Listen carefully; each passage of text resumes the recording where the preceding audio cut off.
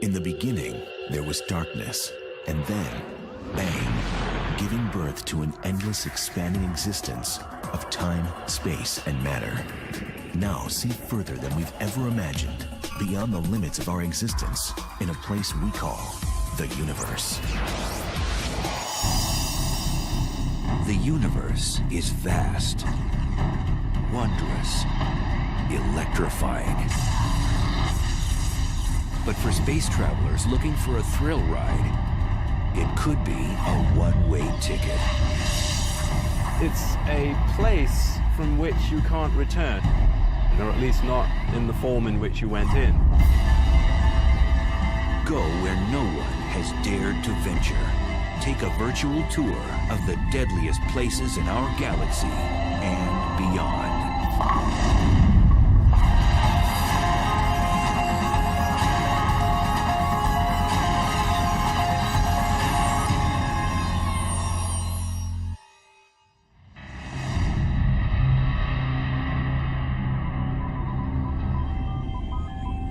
It's the ultimate frontier adventure.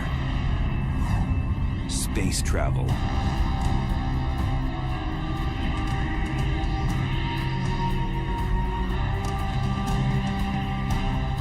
But when trekking through the galactic jungles, one must steer clear of the cosmic hot zones, places teeming with violence and intrigue.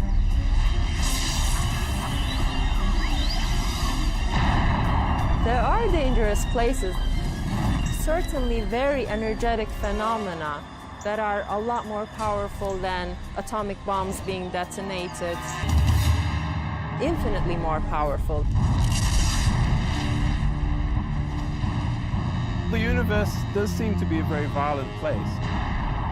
It seems to have been born in a violent explosion called the Big Bang, and there's all sorts of violent processes going on.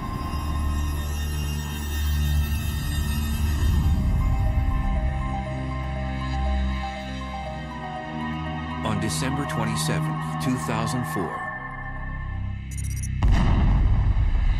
satellites picked up the greatest cosmic explosion ever recorded. A blast 30,000 light years away, which had the power to briefly alter our planet's upper atmosphere.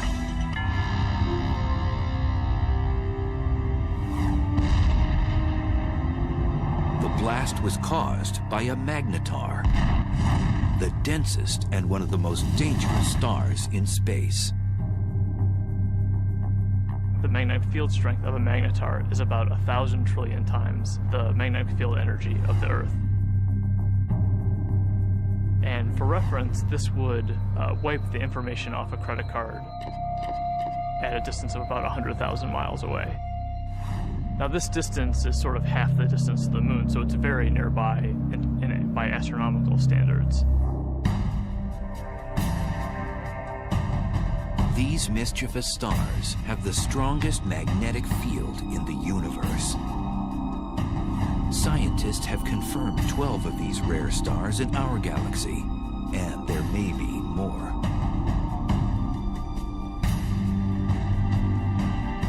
Caltech's Brian Cameron scans the Milky Way for these strange stars.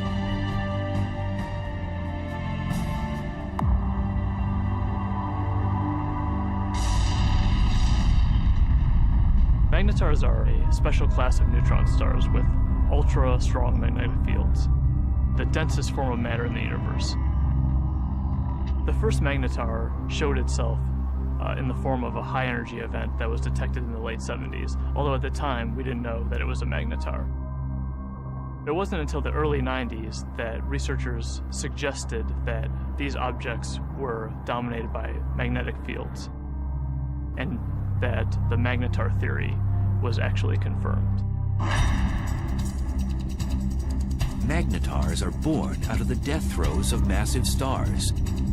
When a star dies, it begins to collapse and go supernova. Sometimes a dense neutron star forms from the cinders of that supernova explosion. During the process, a few neutron stars become magnetars, which possess a strong magnetic field. These stars eject high-energy emissions of X-rays and gamma rays. We think that normal neutron stars are born from regular stars that are something like 10 or 20 times the mass of the sun. But there's evidence that magnetars are born from possibly even more massive stars than this, something like 40 times the mass of the sun. Typically, a star of such mass would be too heavy to form a neutron star. Instead, its mass would collapse into a black hole. Black holes are formed from cramming a certain amount of mass in a certain volume, and for whatever reason, these stars are unable to do that. One theory is that some massive stars undergo a weight loss program right before exploding as a supernova, losing 90% of their mass. So instead of collapsing into a black hole, the emaciated star becomes a neutron star with extreme magnetic powers. When the magnetic force gets incredibly strong, it deforms the magnetar's crust, creating seismic events called starquakes on its surface. And eventually, this crust breaks under the stress, and the magnetic field reconfigures itself into a lower energy state. And when this happens, a fireball is launched off the side of the star. So starquakes on neutron star surfaces are thought to give rise to these giant flares that we see.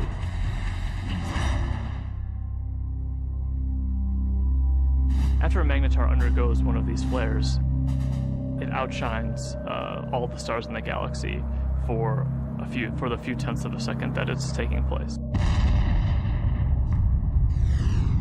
Within these giant flares are short bursts of gamma rays which move at the speed of light. The giant flares from magnetars are gamma ray bursts. They're very short in duration, less than a second, and have very hard X-ray spectra compared to another class of gamma ray bursts.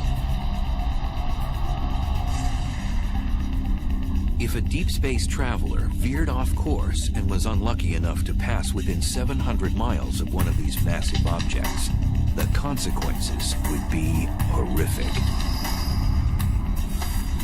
The magnetic field of the magnetar can literally warp the atoms in human flesh, and its gravitational forces would tear a person apart.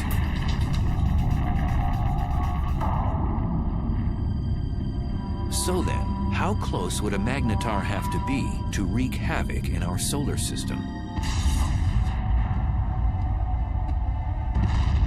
Some suggest that a blast from a magnetar even 10 light years away could produce cosmic chaos that would destroy our ozone layer and cause mass extinctions. The chances of that happening are so low that, they're completely implausible. It would be no different than a regular star passing through the solar system.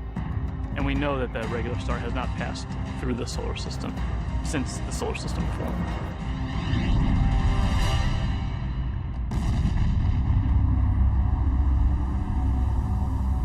Scientists think that magnetars are only a few thousand years old and will become dim after 10,000 years.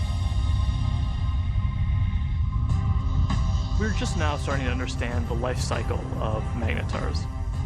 We think that they're very young, but how young is still uncertain.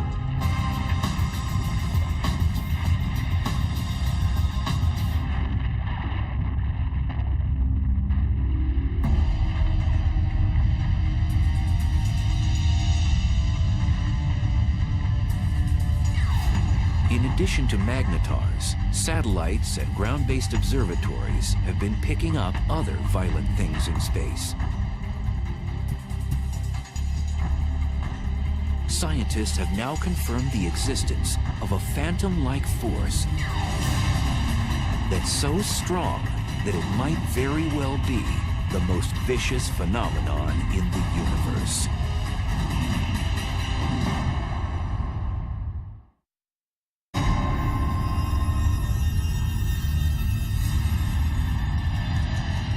Stealthy villains haunt each and every galaxy. One particular beast tears up anything in its path and gobbles it down like a cocktail hors d'oeuvre. It's one of the most bizarre and destructive phenomenon in the universe, a black hole. I think a black hole is the place which is more violent than anywhere else in our universe.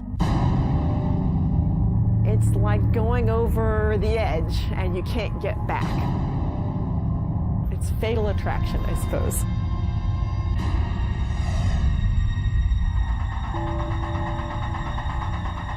A black hole is a region of space where the pull of gravity is so immense that nothing can escape it, not even light.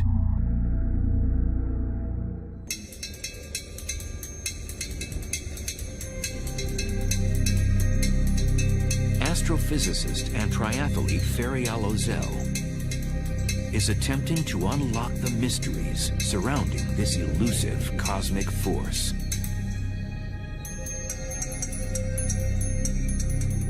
In a black hole, the gravity is so strong that no other force can compete with it, so everything collapses to a single point.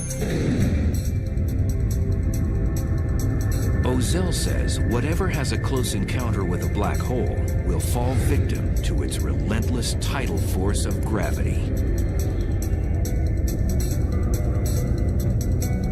Imagine you're swimming in a pool and there is no current. You can go whichever direction you want. Now imagine you're taken out of this pool and you're in a river. Imagine a current that is much, much, much stronger. That the only direction that you could go would be with this current. The space around the black hole acts like this wild river. You could never fight this enormous drag that you feel.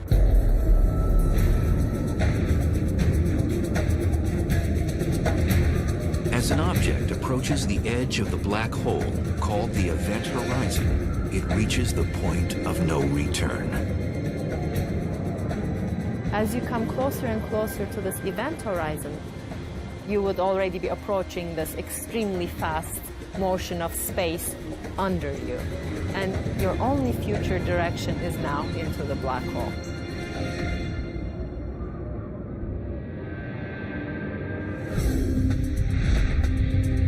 The idea of the black hole as a whole sometimes can be a little bit confusing.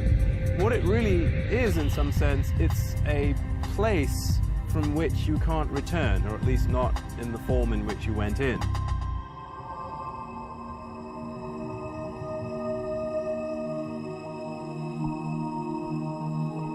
Black holes are difficult to detect because, as the name suggests, you cannot see one by itself because it's black. But scientists have spotted a black hole when its gravity affects something else in space, such as a passing star. A completely isolated black hole would not be visible. What we really see from a black hole is actually the hot material that's swirling around it and that's being sucked into it. So in the neighborhood of these powerful black holes, you'll get a lot of radiation resulting from the black hole pulling in material and stretching it and twisting it as it's falling in. Black holes consume anything in close range, and there are billions upon billions of them prowling the universe.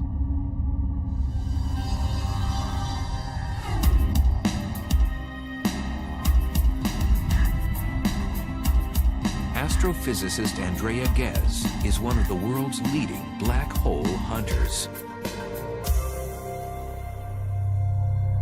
Black holes are not picky eaters. They'll dine on whatever get nearby. So they will happily eat gas. They will happily consume a star or a planet. When a black hole dines on a star, it does so first by tearing it apart. You might think of silly putty being stretched out. and then it just streams on in, sort of like water going down a drain. It's completely pulverized.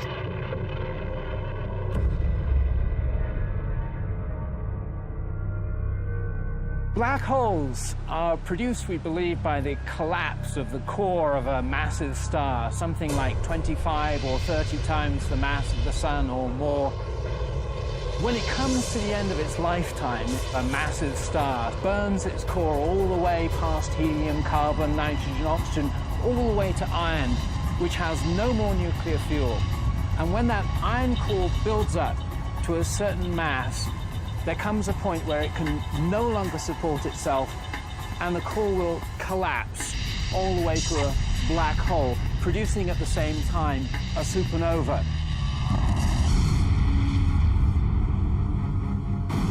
The supernova sends out explosive amounts of energy, so anything in its vicinity will get obliterated. Then the remnants of the explosion fall into a newly formed black hole. And it seems the key to the black hole's allure is gravity. Gravity will pull things around, just like the sun's gravity pulls the planets around. In fact, stars will happily orbit the black hole for most of its life and won't actually be sucked in. These stars are actually safe from the fatal attraction of the black hole. But if you do venture too close, like extremely close to the edge, then you do get sucked in. Scientists believe there are millions of wayward black holes throughout our galaxy, the Milky Way. And because we can't readily see them, one could be right next door. So how close does something have to be to get sucked into a black hole? Too close to a black hole is about the distance between the sun and the Earth, but that is certainly too close. For future space travelers, death by a black hole would be a violent way to go.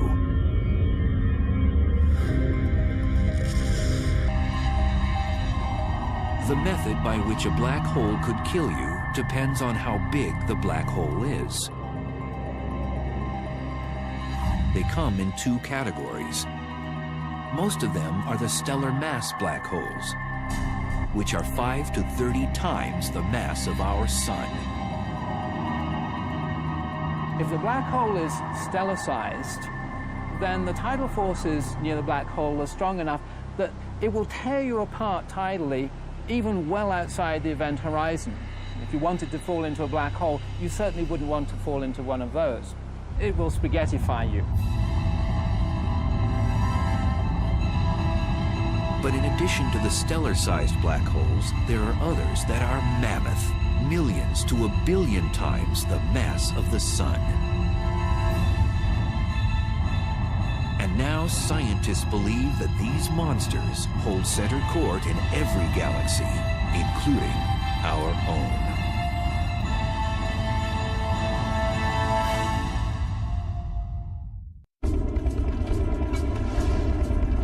Black holes. They're one of the most mysterious and potentially dangerous oddities in space. A black hole has a ravenous appetite. It sucks in everything in its path and spits out what it doesn't devour. And now scientists have discovered there are supermassive black holes, which are millions of times bigger than their stellar mass cousins.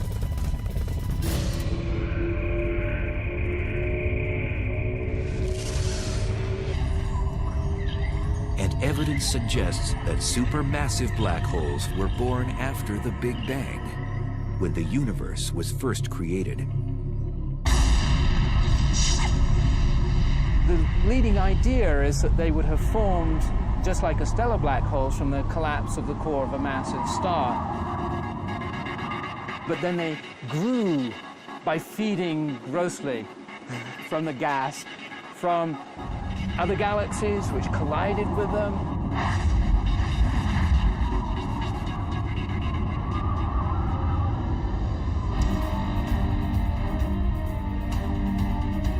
scientists have discovered that these black ogres wield their power in the center of galaxies. The supermassive black holes are at the center of the galaxy, most likely because they're the most massive object within the galaxy. Massive objects tend to sink to the middle, so you'll always find them at the center of a galaxy. For a long time, scientists didn't think a supermassive black hole existed in our neck of the universe, the Milky Way.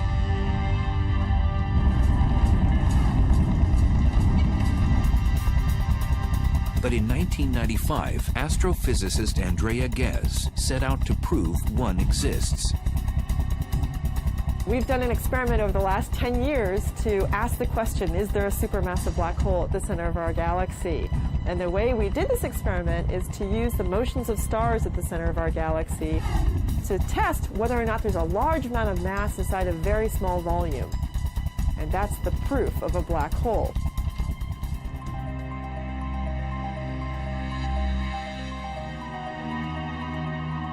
At the Keck Observatory in Hawaii, which houses one of the largest telescopes in the world, Ghez began using a groundbreaking technology called adaptive optics, which brings into focus faraway objects. So this is without adaptive optics. This is what you would see. In this big square, there's nothing. We turn adaptive optics on, and you see the stars.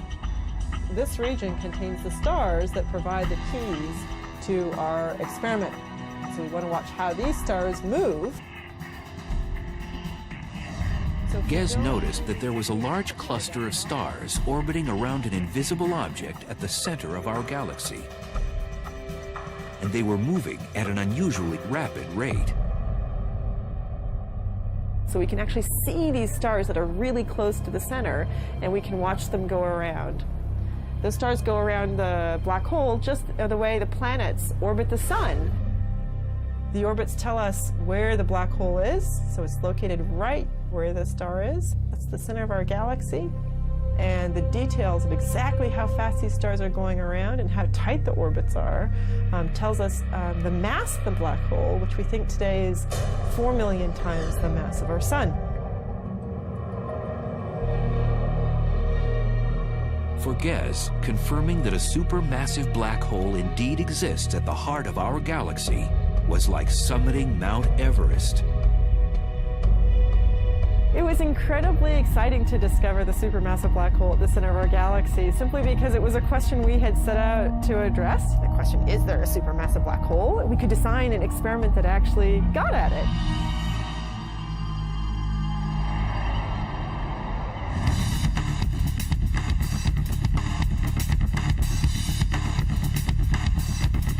Astrophysicist Andrew Hamilton says death by a supermassive black hole would be much different than by its smaller stellar mass relative. If you want to go and be a tourist and have the ultimate experience of falling inside a black hole and finding out what's really there, go visit a supermassive black hole. Much better idea. Unlike a stellar black hole, which would rip you to shreds before entering its deadly vortex, a space explorer could actually experience free-falling inside a supermassive black hole. Inside a supermassive black hole, it turns out that even though the black hole is more massive, it's also much larger in size, and that means that the tidal forces are weak enough that you could pass through the event horizon and fall deep inside the black hole without being tidally torn apart. But deep down inside the black hole, the centrifugal force of the rotation of the black hole provides effectively a repulsion. If there's any matter at all inside it, then stuff that's falling in will tend to collide with stuff that's trying to get out. And the result of that collision of energies is an unimaginably chaotic maelstrom of super hot, dense plasma. And in that case, your fate is that it can roast you.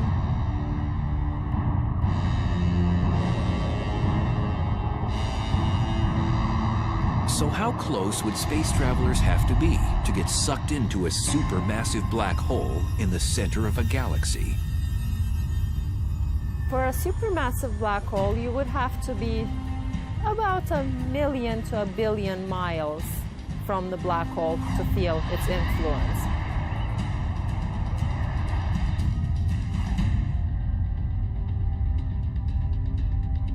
Over the years, the Chandra X-ray Observatory has caught our galaxy's supermassive black hole nibbling on cosmic matter, not binging like other supermassive black holes.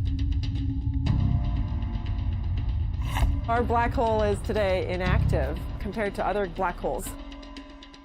Our galaxy has very little gas at the center, and so there's nothing really for the black hole to feed on. It's not eating very much. It's going on a bit of a starvation diet. Our galaxy's supermassive black hole appears to be fasting. This is partly due to the fact that as a galaxy ages, less and less matter is present for it to gorge on. But in the future, it might be quite a bit more active if it ever gets a fresh supply of gas at its center to feed off of. One way to rejuvenate our supermassive black hole's appetite is to collide with another galaxy. Sound implausible? 2 million light-years away, our closest neighbor, the Andromeda Galaxy, is charging toward us at almost 75 miles per second, or 270,000 miles per hour.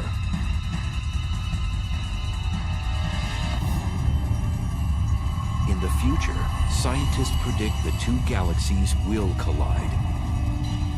And upon impact, the larger galaxy may engage in one of the most primitive acts known in the universe.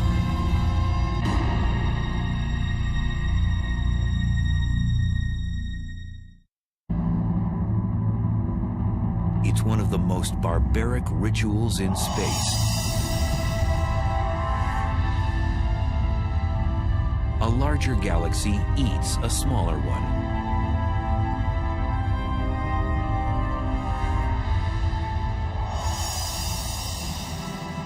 The scenario isn't a science fiction writer's fantasy. It's a cosmic reality. It's called galactic cannibalism.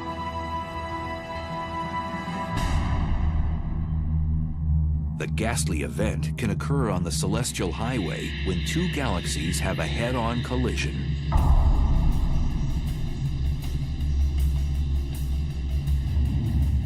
Both eventually meld together in a less than harmonious merger. If you're a galaxy, it's very violent. You're torn to shreds.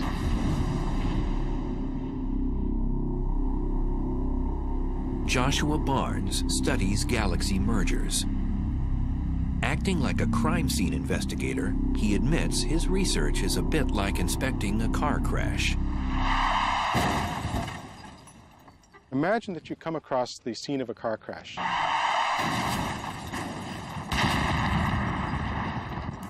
Two wrecked vehicles, but no witnesses.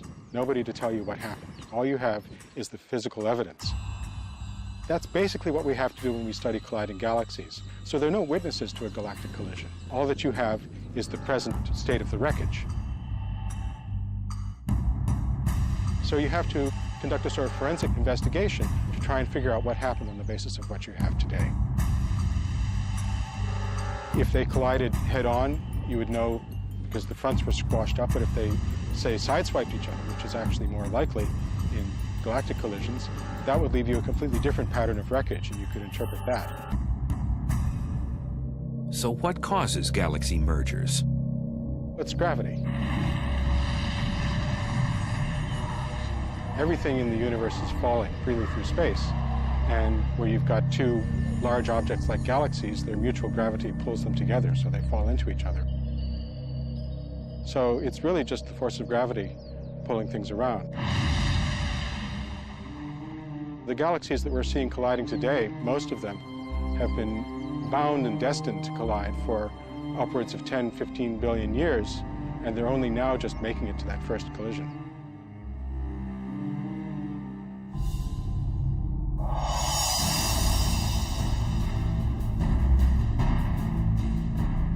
Our own galaxy, the Milky Way, is moving toward our neighbor, Andromeda. Both galaxies are spiral in shape, but Andromeda is about twice as massive, with a supermassive black hole, the mass of 30 million suns.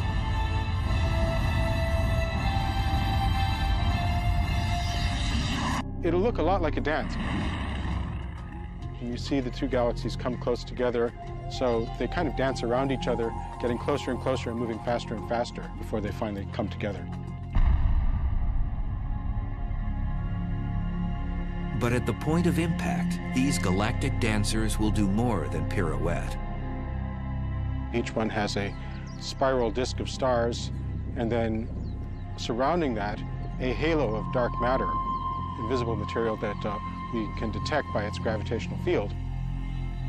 These two dark halos, which are much larger, will overlap as the galaxies pass by. Eventually, as the two galaxies spiral around each other closer and closer, you can no longer distinguish them as separate systems, and finally the nuclei merge.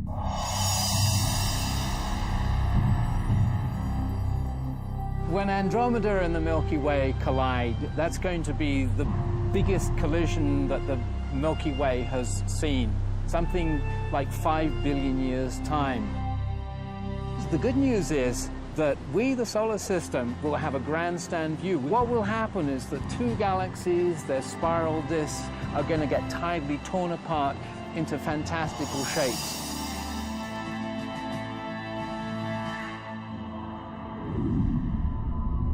When the disks start to get close to each other, they'll throw off long streamers of stars, so-called tidal tails.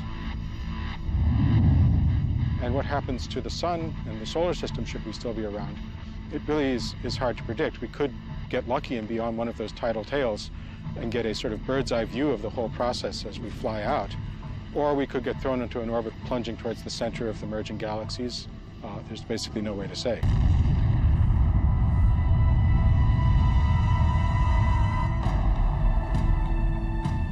During the merger, if our solar system moves through the suburbs or the edges of Andromeda, we might not notice anything. On the other hand, countless stars and space material could be propelled towards the planets, potentially disrupting their orbits around the sun. Moreover, the entire galaxy could face cosmic upheaval. We could have consequences which would nonetheless be dangerous. First of all, we could have a lot of star formation as a consequence of the merger. Currently, both the Milky Way and Andromeda galaxy have plenty of interstellar gas, the raw material from which stars are born. Now that would mean a lot more evolved stars, supernovae, going off in our vicinity. And that could create shock waves, blast waves, bursts of cosmic rays, which would have nasty consequences.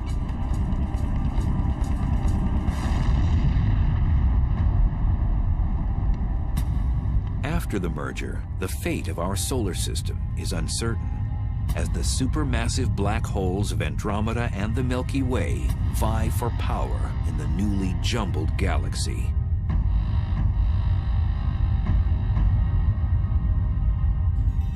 When they merge, they're going to form a new galaxy, and these two supermassive black holes will gradually spiral into the middle of the new galaxy. They will be a binary black hole for a short time. And these black holes will start to swallow gas as the collision stirs things up. Gas will fall into those black holes. They're going to turn on. They're going to start emitting radiation. But the potential for fireworks, possibly for fueling the black holes at the centers of the galaxies, matter falling into them, possibilities like that do exist. And then the only safe place to watch the process would be on one of those tidal tails riding out and escaping the collision.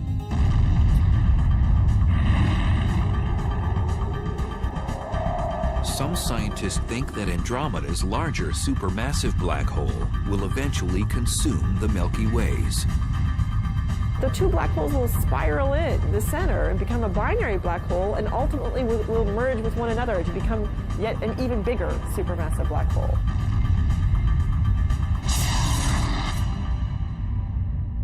So a small galaxy colliding with a large galaxy is likely to be dominated by the larger galaxy. It'll essentially have most of its material absorbed by that galaxy and become subsumed into it.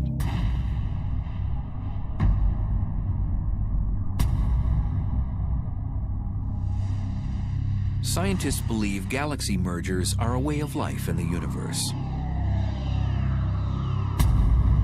Modern galaxies, including the Milky Way, have grown larger by cannibalizing smaller galaxies. Every galaxy that we see has probably been through many collisions. The Milky Way has a central bulge of stars, which are probably the relic of a previous collision. Most scientists agree that the much-anticipated merger between the Milky Way and Andromeda won't happen for at least 3 billion years.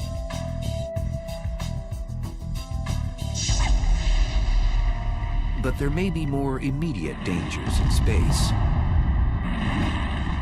In cosmic neighborhoods millions of light years away, there are hyperactive galaxies that have become the big bullies on the block.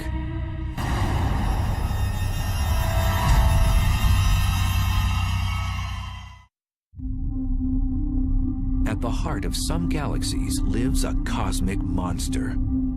It transforms a run-of-the-mill galaxy into one of the brightest and deadliest in space.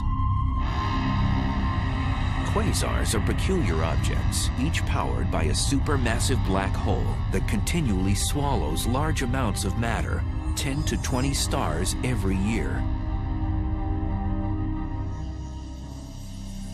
At the core of these objects lives a very large black hole. And the role of that black hole is to actually generate a huge amount of energy.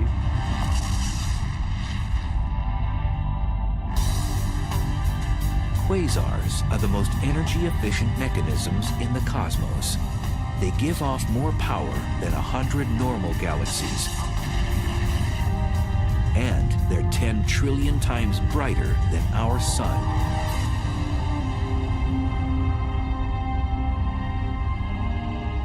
So how are quasars created in the universe?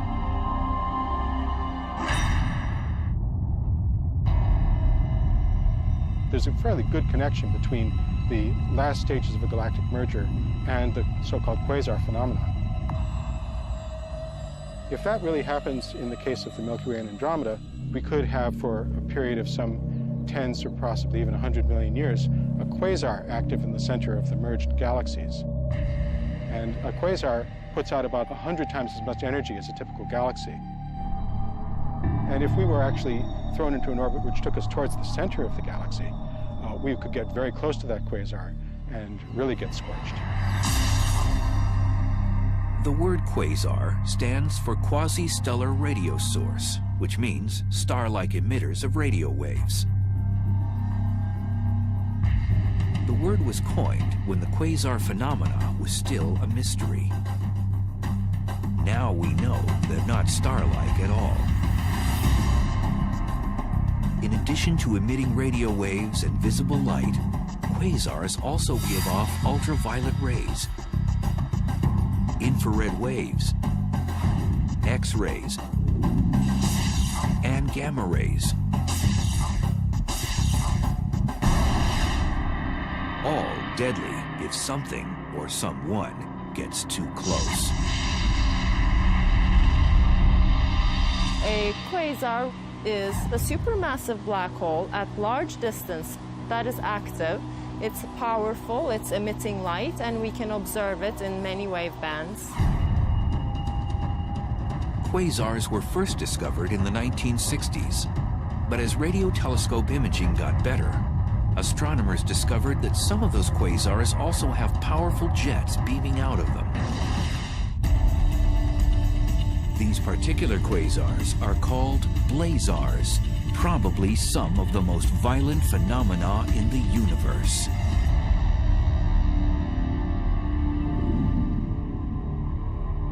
Blazars are powered by black holes, just like quasars, but they're somewhat different in that all of that energy is being focused, or a large amount of that energy is being focused into jets, which are streaming out.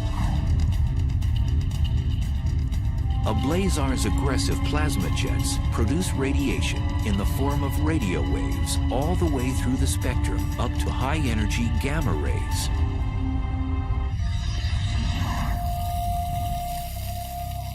Astrophysicist Glenn Piner has been investigating the physical conditions at the centers of these exotic galaxies.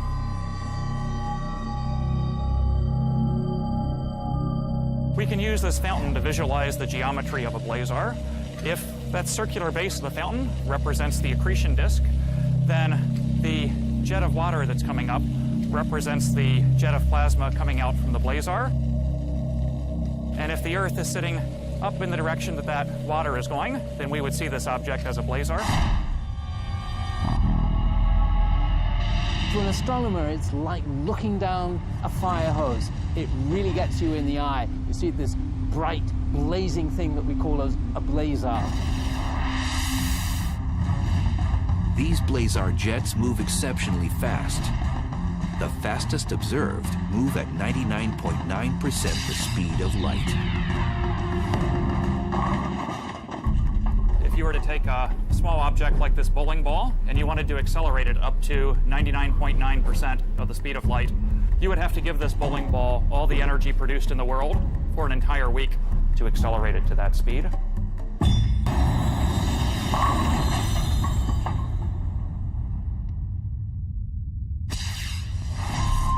And in these blazars, we're accelerating not just small objects like bowling balls, but large masses of the mass of the planet Jupiter, or larger, to those speeds. So they're being given incredible amounts of energy by this efficient engine. Blazars pose unimaginable consequences to cosmic objects that get too close to its deadly jet. If there was a planet relatively close, a few light years from the actual jet, the radiation on that planet could be millions of times what it gets from the star.